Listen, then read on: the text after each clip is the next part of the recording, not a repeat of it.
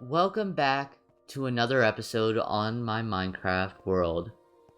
Today I'm going to be building a pretty small iron farm because I don't need a big one. You see, I need some iron pretty desperately. There's just a ton of building things like lanterns, chains, and iron bars that require a bunch of iron, as well as many redstone components like hoppers. So what I'm going to do to help with that is I'm going to build a small iron farm in the side of that mountain. What was that? What was that noise? It came from my house. What are you doing here?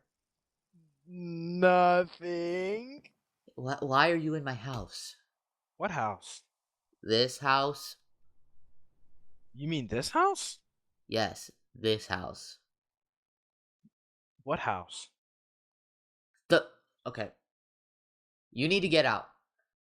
I mean, I don't have anywhere to go, so no. That sucks, but you gotta go. Nah, I'm good. You see that little spot across the river? No. That one? Yeah, I see it. Okay. Yeah, I don't see it. Oh my, you're going over there. I'll build you a little tent or whatever, and you'll be fine and dandy over there, not bothering me. But your house is so private. Big thanks to my friend Jaden for that skit. Now, onto a new thing I'd like to call the schematic segment. Today's topic, iron farms. Iron farms, they're very simple. They only need a few things for them to work. First, you have to have 3 villagers. They all have to have their own beds. And they have to have a line of sight with a zombie. This zombie then will scare them, which leads to them summoning a golem with their alchemy, of course. This is where you make it so that the iron golems can only spawn in the area with the water, so that the water pushes the iron golems into a lava, killing them and dropping their loot. But you have to make sure the lava is at least 1 block above so it doesn't burn any of this stuff. My first step to making the iron farm is going to be excavating the area for the iron farm. I'm going to need a pretty big area, so I'm going to be excavating down in this mountain. I believe... Ooh, actually, that's not a great spot. Maybe... Actually, let's put it on the other side. Over there actually is a good spot to put it, so I'll start excavating there. So, without further ado, let's go start building.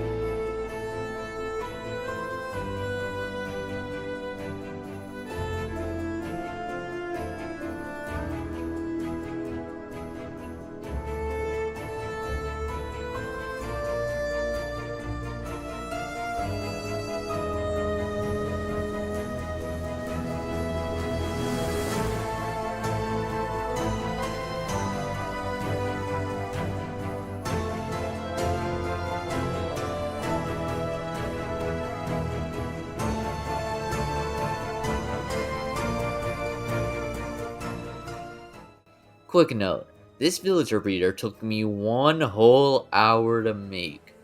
It is a manual villager farm. It is literally like nothing. It was very frustrating for no reason, and anyways, I also tried to get a zombie and failed multiple times. And when I finally got it in place, it was one of the ones who don't pick up items. Of course it was. And it despawned. 'Cause of course. The next day, I didn't have much time, so I just finished off the build and got a named zombie in there. Now, I'm building it out of mangrove and deep slate, as that is the palette I'm going for my forge that's going to be built right next to my house. I will see you guys soon to talk about that.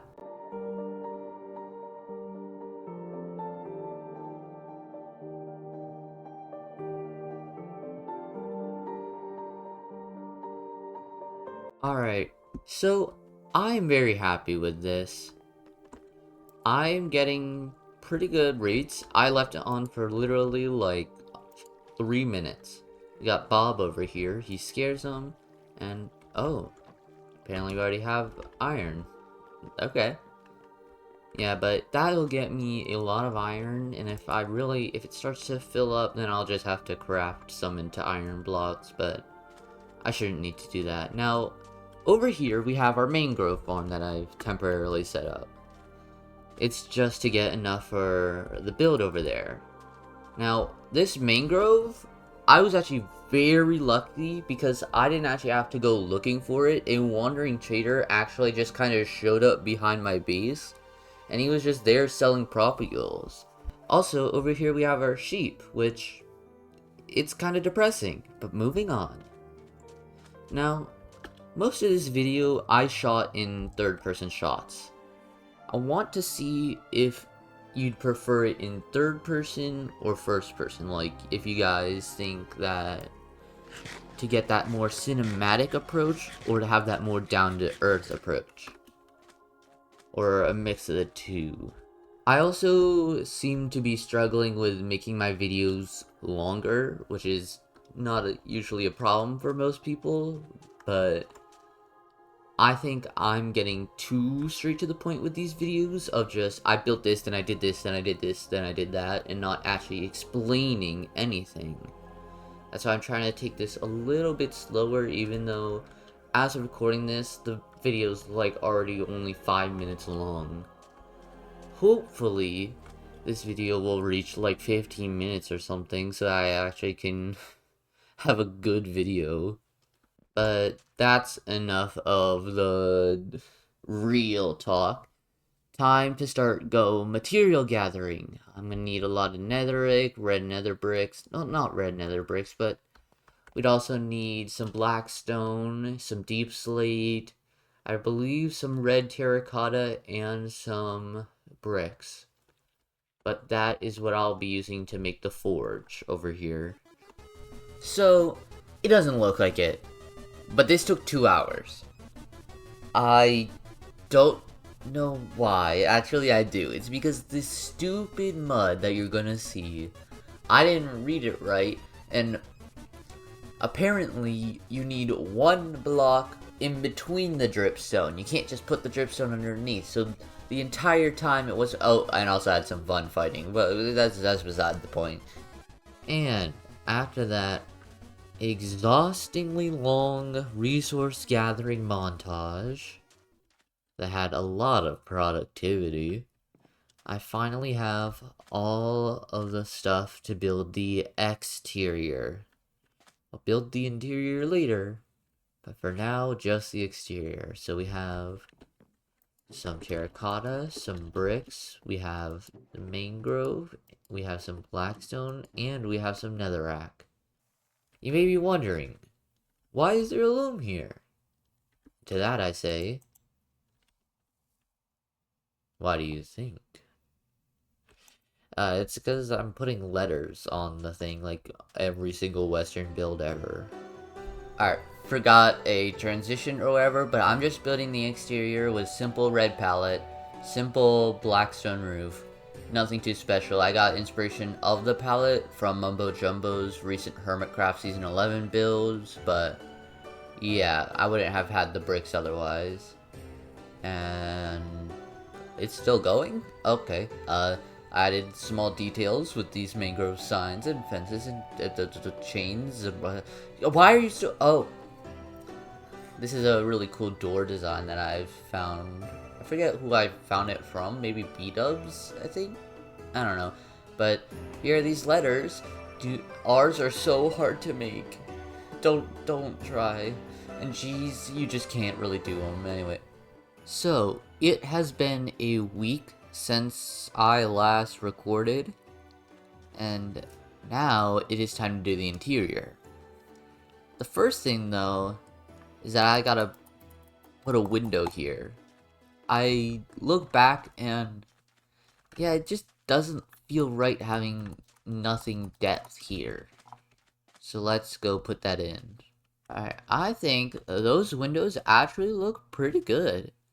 Although I might swap them for mangrove fences. I'll probably keep them like that. Or I could do iron bars, which would look nice and fit in with the whole aesthetic. I am gonna go with iron bars, actually. Alright, yeah, I like that iron bar look way more. Let's actually put in a second window right here. It's gonna be a bit of a smaller one, so let's just put that.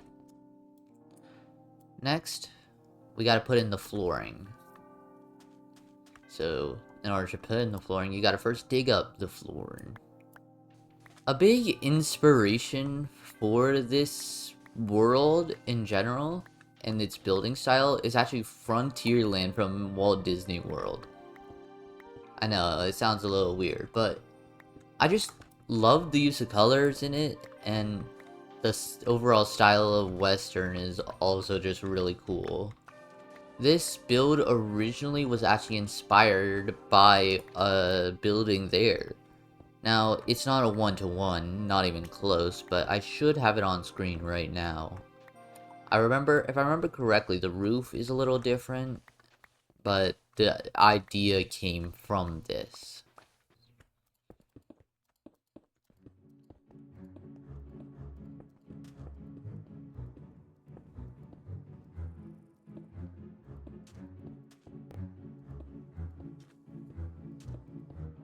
Alright, the flooring is finally in place. Now, just time to light up the place. Before I actually start making all the lighting and stuff, I'm actually going to put in a little bit of a roof area over here. So we're going to start with these beams. Just going to go horizontally across with 2 blocks in between. Actually,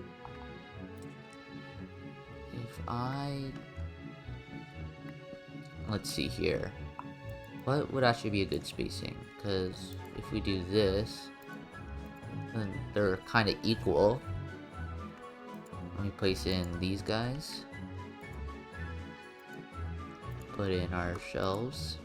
Come on, what the? And we can add these little sections to them.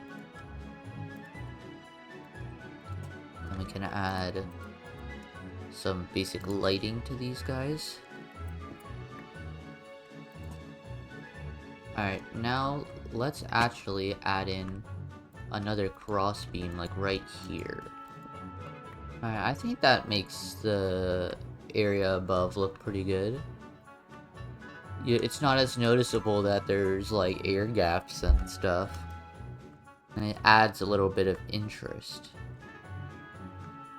Now speaking of that, I think we can add like a little thing that comes down and splits down, what do they call it? Pillar. I can add a little pillar right here.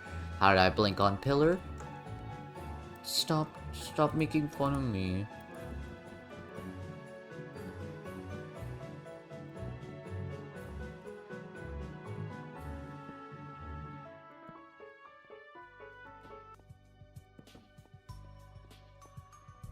Let's actually remove this and just replace it with some mangrove shells.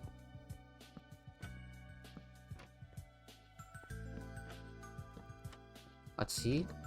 I think that actually looks pretty good. It's a little weird, but let's see. What happens if I add this here?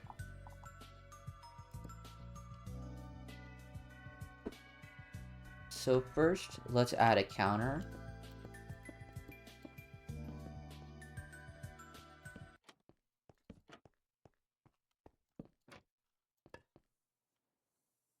Alright, that looks pretty good for a little counter thing. Maybe I can grab some barrels and stuff and put it along there. Alright, I think that this counter area might be done now. But it's time to move on to the other areas. Here is we're gonna have a bunch of chests on this wall. I think over here we can have some little forge station stuff. Maybe a grindstone. You know, all the works. But first, we can actually place some of these guys there. And if I grab some azalea leaves, I can create little potted plants on the side. So yeah, if we just place down some of these. And that actually looks pretty nice to have in the little back corners. So we have the general storage done. Now we can place in just a random assortment of chests. Let's go grab an anvil. So now we have a little anvil for me to use. It'll be annoying to use because I decided to put everything around it, but this interior, it's almost done. This area it feels a little too open. Let's see if maybe adding a pillar here could do something. Yeah, no, this doesn't look good. Oh, I forgot my technique that I always use. Whenever there's space needed to be filled, put a table. Alright, that should be the entire interior done. I'm not too happy with it. It still could do a bit better job, but overall, I think it looks pretty good. And there's definitely enough storage for me to house all the items I could ever need to house. Now, that's going to be it for today's episode. Hope you enjoyed. Goodbye.